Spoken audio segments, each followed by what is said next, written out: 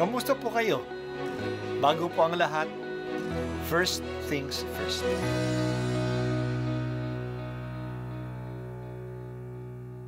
Good morning po. Sinisimulan po natin ngayon ang first things first.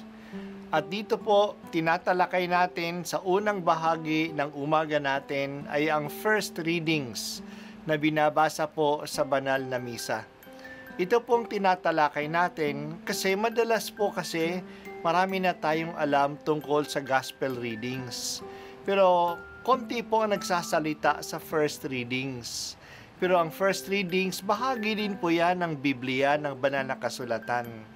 Kaya susubaybayan po natin ang mga first readings, basahin po natin at kuminsan kailangan ng basahin ng 2 o 3 beses bago maintindihan kasi hindi po tayo familiar sa mga istorya at sa mga kaisipan na tinatalakay dito.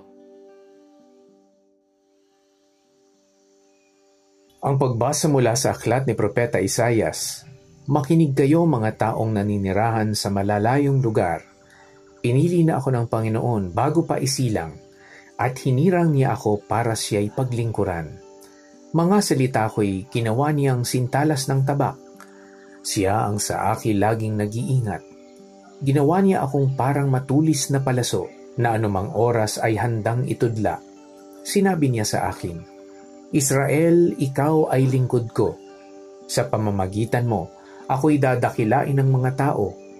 Ngunit ang tugon ko, ako ay nabigo sa aking pagsisikap, hindi nagtagumpay. Gayong ibinuhos ko ang aking lakas. Gayon may itinitiwala ko sa Panginoon ang aking kalagayan, na ako'y gagantimpalaan sa aking nakayanan. Bago pa ako ipinanganak ay hinirang na ng Panginoon. Pinili niya ako para maging lingkod niya, upang tipunin ang nangalat na mga Israelita, at sila'y ibalik sa bayang Israel. Binigyan ako ng Panginoon ng karangalan. Sa Kanya nagbubuhat ang aking karangalan. Sinabi ng Panginoon sa akin, Israel na aking lingkod, may mas mahalaga pa akong ipagagawa sa iyo, bukod sa pagpapanumbalik sa mga Israelitang nalabi, ay gagawin kitang tanglaw ng mga bansa, upang lahat sa daigdig ay maligtas. Ang salita ng Diyos. Salamat sa Diyos. Ngayon ay ang dakilang kapistahan ng kapanganakan ni Juan Bautista. May 3 kapanganakan lang ang ipinagdiriwang natin sa simbahan. Ang kapanganakan ni Jesus, December 25. Ang kapanganakan ni Maria, September 8. At ang kapanganakan ni Juan Bautista, June 24. Madalas sa mga santo, ang kanilang kapistahan ay ang pagsilang nila sa langit, ang araw na kanilang kamatayan dito sa lupa. Pero sa 3 ito, pinagdiwang natin ang kanilang pagsilang sa lupa kasi mahalagang tanda at pangyayari ang kanilang buhay para sa atin. Siyempre si Jesus, ang Diyos na naging tao. Si Maria, ang nagsilang kay Jesus. At si Juan Bautista, na tagapanguna at tagapagpakilala kay Jesus sa mga tao.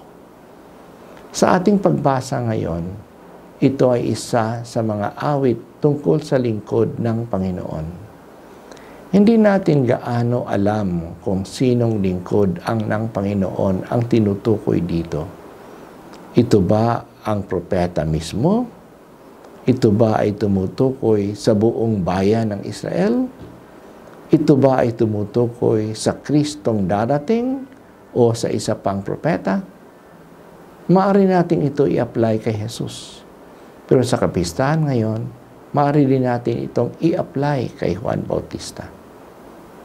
Tulad ng lingkod ng Panginoon, si Juan Bautista ay pinili ng Diyos bago pa siya isinilang. Ang kanyang pagdating ay in-announce na kay Zacarias na kanyang ama. Pinili siya ng Diyos kasi mayroon siyang katangi-tanging misyon. Ang misyon niya ay tipunin ang kawatak-watak na mga anak ng Diyos na manalig uli sa ipinangakong manliligtas. Binuhay siya Binuhay niya ang pag-asa ng mga tao sa manliligtas. Kaya ngayon, marami na ang nag-aabang sa kanyang pagdating.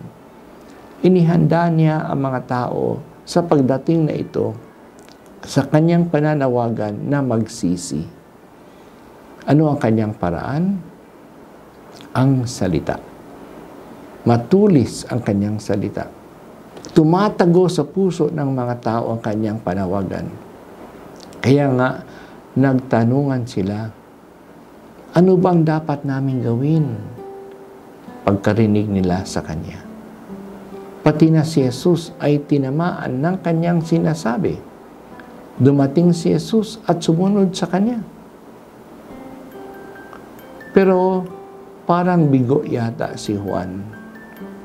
Kinulong siya at pinagpugutan pa ng ulo.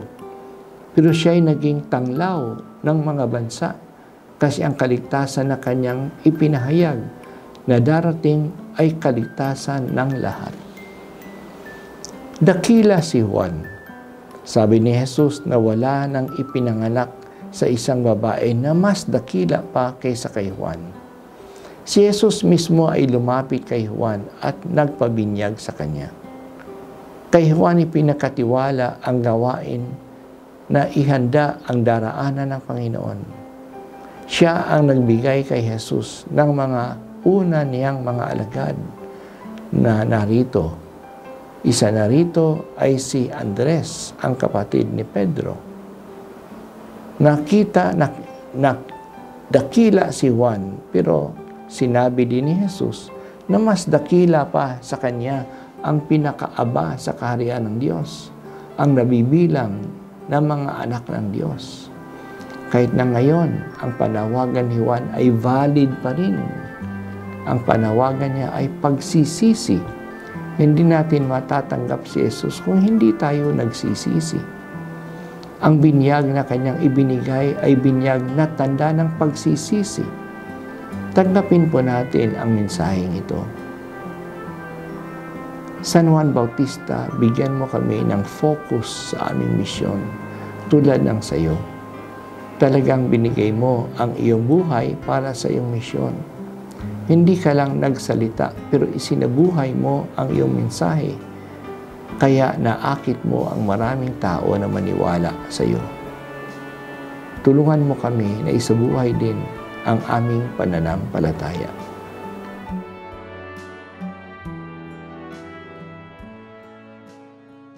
At ako po ay si Bishop Broderick Pabilio dito sa First Things First.